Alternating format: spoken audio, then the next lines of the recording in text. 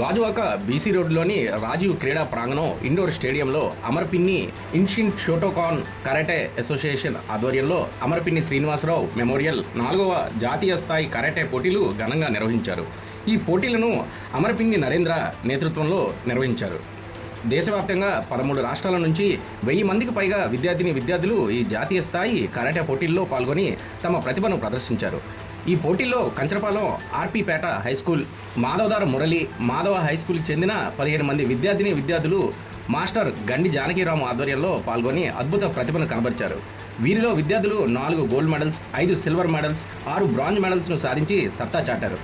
పోటీల్లో ప్రతిభ కనబరించిన విజేతలకు ముఖ్య అతిథులు పాల్గొని Karnamreddy Narasimharao, south zone division ACP Srinivasarao చేతుల మీదుగా మెడల్స్ అందజేశారు. ఇదే జాతీయ స్థాయి కరాటే పోటీల్లో truth news channel HR manager Bangari Bharat కూడా పాల్గొని గోల్డ్ మెడల్తో పాటు సిల్వర్ మెడల్ సాధించారు. ఒకవైపు మీడియా రంగంలో హెచ్ఆర్ మేనేజర్గా తీరికలేని బాధ్యతలు నిర్వహిస్తూనే మరోవైపు కరాటేపై ఉన్న ఇష్టంతో కఠినంగా శ్రమిస్తూ సాధన కొనసాగించారు.